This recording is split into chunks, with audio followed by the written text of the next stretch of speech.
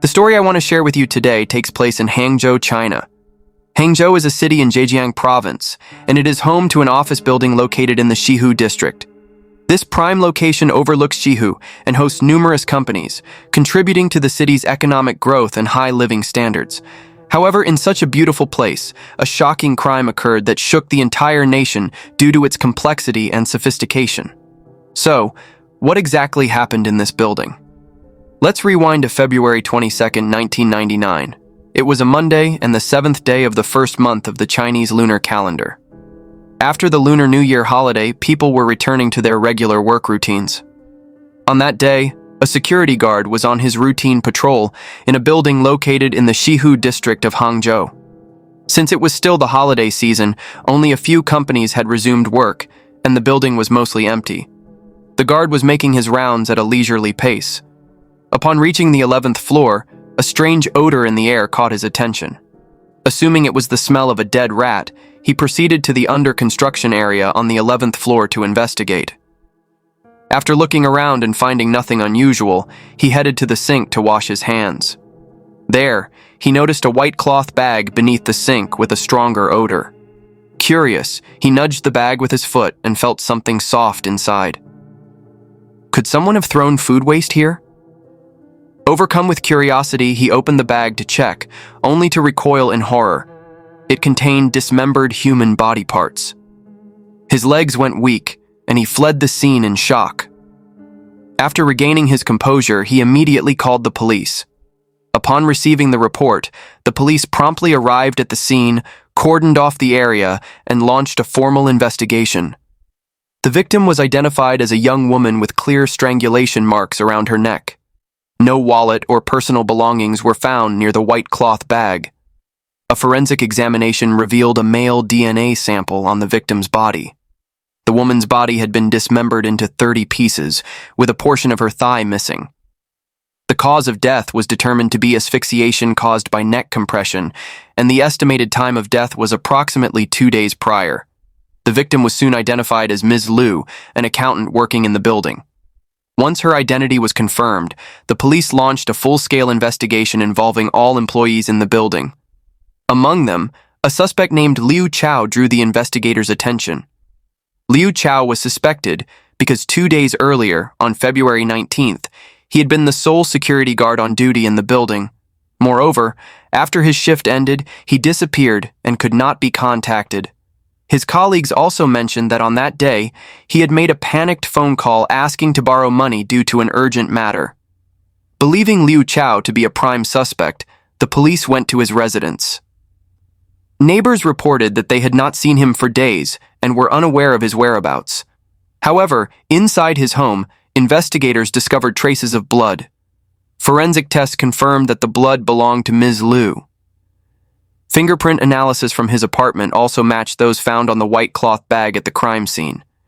By this point, the police had confirmed Liu Chao as the primary suspect and issued a warrant for his arrest. According to the investigation, the suspect Liu Chao was 23 years old, born in June 1976 in Taunting County, Zhejiang province. He was working as a security guard in a building located in the Shihu district of Hangzhou at the time of the incident. Liu Chao grew up in a modest family with 5 older sisters and 1 older brother. His parents were farmers, busy with their daily agricultural work. As the youngest child in the family, he was well cared for. During his early childhood, Liu Chao was known for being well-behaved and performing well academically. However, when he entered middle school and reached adolescence, his personality began to change. By chance, Liu Chao was exposed to adult magazines. Over time, his discomfort with such content faded, and he developed a strong interest in it. Whenever he had the opportunity, he would secretly spy on his older sisters while they were bathing. Eventually, he was caught, but instead of receiving criticism and proper education, his behavior was dismissed as mere childish mischief. Growing up in a family that indulged him, Liu Chao did things his own way and often acted inappropriately. Although his family members recognized his extreme behavior, they tolerated it, assuming it was a phase he would outgrow. Whenever he made mistakes, the entire family would protect and defend him. By middle school, Liu Chao had started frequently harassing female classmates, and his academic performance plummeted, eventually leading to his expulsion. Despite this, he failed to acknowledge his wrongdoings. After dropping out, Liu Chao began dating a girl but continued to live irresponsibly and engage in morally questionable activities. At the time, punishments for hooliganism were severe, and his parents feared he would be arrested for his actions. Therefore, in 1995, at the age of 19, Liu Chao enlisted in the military under his parents' urging.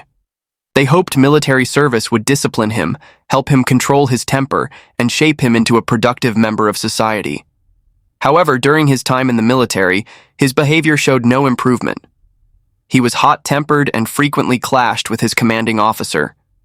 As a result, he was reassigned to a cooking class. However, due to his frequent disobedience, he was eventually given the task of tending to pigs, which included daily chores such as feeding and butchering them. One day, Liu Chao overheard a story from a veteran about a gruesome murder and dismemberment that had occurred in a nearby village. While the other soldiers were horrified, Liu Chao felt strangely excited. Every time he butchered meat in the kitchen, he would imagine the crime scene described by the veteran, finding twisted satisfaction in it. By October 1998, 3 years after enlisting, Liu Chao was dishonorably discharged from the military due to inappropriate behavior, including flirting with female soldiers and other disciplinary issues. After being discharged, he moved alone to Hangzhou in search of work.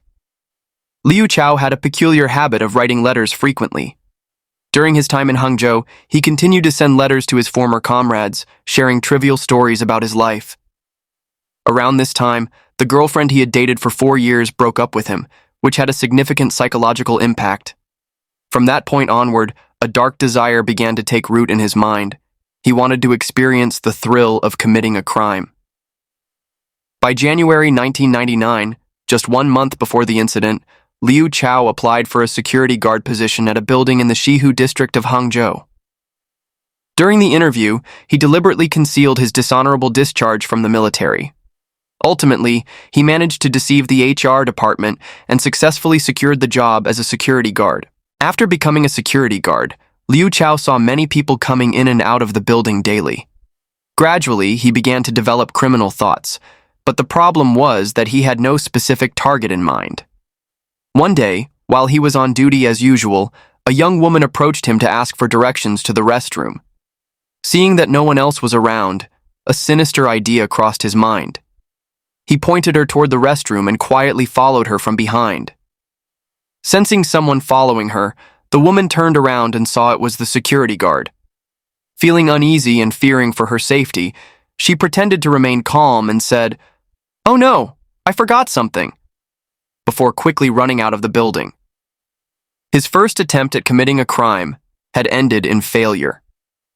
1 month later, on February 19, 1999, the 4th day of the Lunar New Year, Liu Chao was on duty at the building, since he had chosen not to return home for the holidays. That night the building was empty, and he was the only security guard on shift. Bored while standing on the ground floor with nothing to do, Ms. Liu, an accountant working in the building, suddenly rushed inside. Her family lived less than half a mile away. While she was showering, her house unexpectedly lost power, leaving the entire home in complete darkness. So, she had come to the office building to borrow a flashlight. When she saw Liu Chao, she asked politely, "Could you lend me a flashlight?" To Liu Chao, the accountant was not a stranger. Though he didn't know her name, he had noticed her beauty several times before. They had exchanged brief greetings on a few occasions, but he had wrongly interpreted her politeness as romantic interest. Previously, Liu Chao had even followed her to the restroom once, but she dismissed it as a joke, saying sarcastically, "What are you trying to see? Don't be stupid." This remark deeply angered him, as he hated being mocked and called stupid. When Ms. Liu asked to borrow the flashlight, Liu Chao, seeing that no one was around, had sinister thoughts once again. He deceitfully told her the flashlight was in the restroom and led her there. Trusting him as a security guard, she followed without hesitation. Once inside the restroom, using his physical strength developed from his military training, He quickly overpowered her by pressing tightly on her neck, savoring the feeling of dominance. Moments later, Ms. Liu stopped breathing. After her death, Liu Chao dragged her body to the 11th floor of the building, which was still under construction at the time, making it an ideal spot where no one would likely enter. On the 11th floor, some workers had left kitchen tools behind for convenience during meal breaks. After bringing her body there, Liu Chao, overcome by madness, committed unspeakable acts with the lifeless body. When he finally regained his senses, he realized the gravity of the situation. If caught by the police, his life would be over. Desperate to cover his tracks, he devised a disturbing plan: dismember the body. Using the tools left behind by the construction workers, he dismembered Ms. Liu's body into 30 pieces and placed them inside a cloth bag. With his experience in butchering pigs during his military service, he found the task disturbingly manageable. During this time, a horrific and twisted thought crossed his mind. He wanted to know what human flesh tasted like. Acting on this disturbing impulse, he cut a portion of Ms. Liu's thigh, fried it in a pan, and tasted it. After committing the crime, Liu Chao returned to his residence, packed as much luggage as he could carry, and boarded a long-distance bus to flee Hangzhou. During the investigation conducted by the Hangzhou police, an unexpected twist occurred. By March 1999, just a few weeks after the incident, the Zhihu District Police Station received a letter. The sender was none other than Liu Chao himself, writing to taunt the police. The letter read, "Hello, Chief and officers. You are desperately trying to solve the case of the dismembered female accountant, aren't you? Well, there's no need to keep searching for the culprit. I will come directly to your door. I am Liu Chao, and I returned to Hangzhou last night. From 6 a.m. to 7:30 a.m. today, there was a man in military uniform standing in front of the police station. That was me." In the letter, Liu Chao also described the murder of the female accountant in disturbing detail. He claimed he did it to satisfy himself, and that he wanted to take on greater challenges in the future. This was his way of testing his limits. The letter was neatly written, almost unbelievably so for someone with such a deranged mind. Outraged by this public taunt, the police vowed to catch him and ensure the safety of the public. The postmark on the envelope traced the letter back to Changchun, Jilin Province, over 600 miles from Hangzhou. Liu Chao had stopped using his real name and instead used multiple aliases, including Liu Jie and Liu Yongfa. He was constantly on the run, never staying in one place for long. When he had no money, he scavenged through trash bins for food, and when exhausted, he would sleep in drainage ditches. After arriving in Changchun, Jilin Province, Liu Chao visited a post office, wrote another taunting letter, and sent it to the Hangzhou police. In the letter, he confessed that he was terrified after committing the crime and wanted to obtain a gun for self-defense. Initially, he considered approaching the police in Jilin to steal a weapon, but found them too tall and physically intimidating, causing him to abandon the idea. Later, he purchased a sports pistol from a shopping center. Using his military knowledge, he modified the pistol into a functional homemade firearm, which he described as being very proud of. While wandering in Wuhan, he claimed to have used the gun to shoot at several people. His disturbing words were, "If I hit them in the head, I would send them straight to heaven." This statement, along with his violent crime pattern, revealed his twisted and narcissistic mind. Realizing the growing threat he posed, the police launched a nationwide manhunt, determined to catch him before more innocent people became victims. However, Liu Chao remained elusive, making it difficult for the police to locate him. He continued to mock the authorities by sending more letters from various locations, including Zhejiang, Yunnan, Hunan, and Fujian. He didn't just send letters to the Hangzhou police. His former girlfriend and old military comrades also received them. During his time on the run, Liu Chao killed another person. At that time, he was staying in a hotel in Jiangshan City, Zhejiang Province. On the morning of February 29, 2000, while lying in the hotel room watching TV, a news report aired, praising the effectiveness of public security management in Jiangshan and the police's high crime-solving rate. The broadcast ignited his twisted ego. Feeling provoked, Liu Chao decided to kill again, this time to humiliate the Jiangshan police force. At that time, Liu Chao had already chosen his next target. The day before, he had a heated argument with a receptionist named Ms. Yang at the hotel. During the altercation, she insulted him, saying he was a lowlife with no money but full of pride. Feeling deeply humiliated but restrained by the presence of other guests nearby, he suppressed his anger for the moment. However, after watching the news broadcast praising the local police, Liu Chao decided to take revenge on Ms. Yang. At exactly 6:08 a.m., Liu Chao left the hotel and purchased a bus ticket to Fuzhou, Fujian province, at a nearby station. He then returned to his hotel room to pack his belongings. During this time, he managed to recruit an accomplice to help him commit the crime.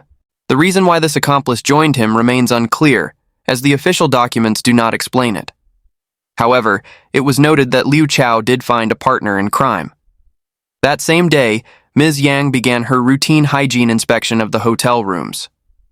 Seeing an opportunity, Liu Chao approached her in a secluded hallway and asked, "How much money do you want to sleep with me?" In fact, Liu Chao and Ms. Yang had some prior transactional encounters, so she didn't find the question unusual and willingly followed him into the room.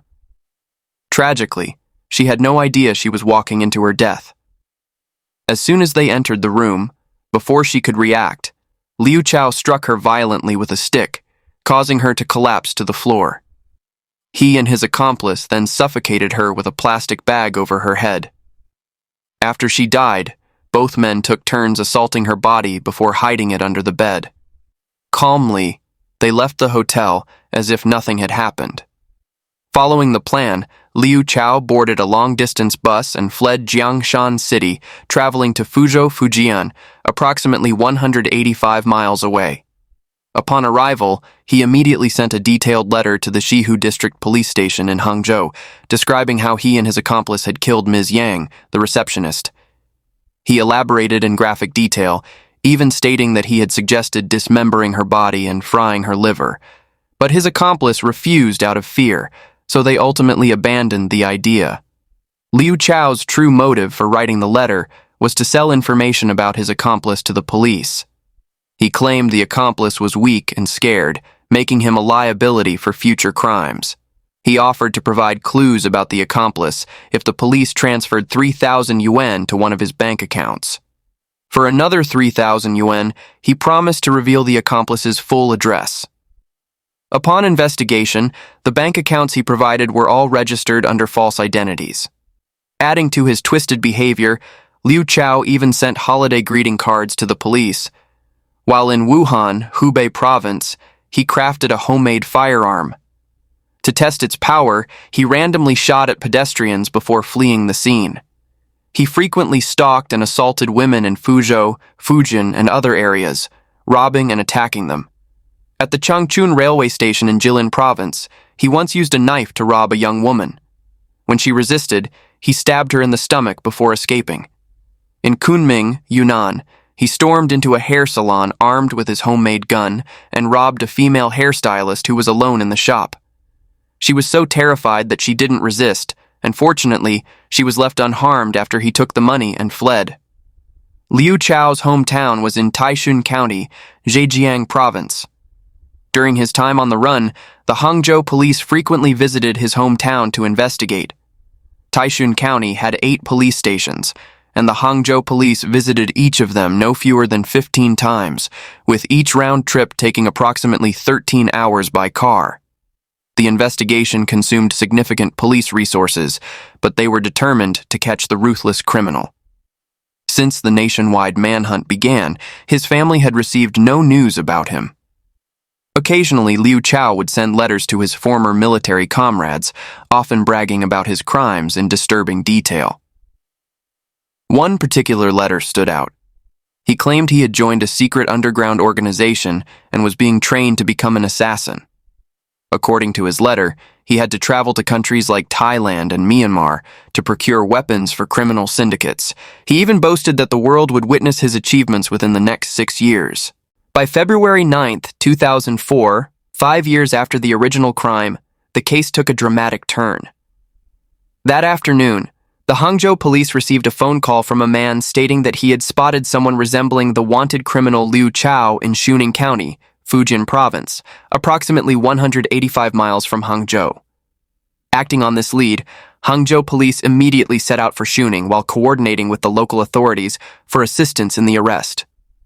At 4 a.m. the next day, Hangzhou officers arrived at the location described by the informant. By 8 a.m., they had identified a suspect matching Liu Chao's description. To ensure a successful capture without endangering bystanders, the officers exercised caution, closely monitoring his movements and planning the arrest carefully. At that moment, Liu Chao exited a building accompanied by a young woman. He appeared to be in a pleasant mood and was completely unaware of the officers watching from nearby. 4 undercover officers discreetly followed him as he walked along the street. When Liu Chao approached the entrance of a supermarket, the officers seized the perfect moment, rushing forward and pinning him to the ground. The entire arrest took less than a minute. Upon searching his residence, the police discovered a homemade gun along with 60 rounds of ammunition and approximately 30 DVDs, most of which were crime dramas and police investigation shows. During his 5 years on the run, Liu Chao had relied on techniques he learned from these movies and shows to evade capture multiple times successfully. During his interrogation, Liu Chao realized his fate was sealed and confessed to all the crimes he had committed. However, he displayed a chilling sense of arrogance, showing no remorse or fear of death. When interviewed by reporters, he appeared disturbingly calm and even enthusiastic, speaking clearly and confidently, unlike a typical serial killer. When asked why he had murdered Ms. Liu, he responded coldly, "She was so beautiful, so perfect. I wanted to destroy everything good. Killing her felt no different from butchering a pig in the military." Throughout the interview, he even smiled, as if proud of his own actions, leaving those present horrified by his complete lack of empathy. On July 28, 2005, 6 years after the original crime, the trial was held, and Liu Chao was sentenced to death. His execution was carried out immediately after the verdict was announced. Liu Chao was escorted to the execution ground to face his punishment. He was a textbook example of an antisocial criminal. He once claimed, "I love my name because I believe I am supernatural, beyond ordinary people." He craved fame and success. During his time on the run, he repeatedly sent taunting letters to the police, which not only displayed his arrogance, but also reflected a deep sense of loneliness and his desperate need for attention. Psychologically, he was not insane, yet numerous innocent lives were taken by his hands. Liu Chao was indeed a monster. Ultimately, he paid for his crimes with a bullet at the execution ground. The battle between justice and evil had finally reached its conclusion. That brings today's video to an end. See you in the next one. Goodbye.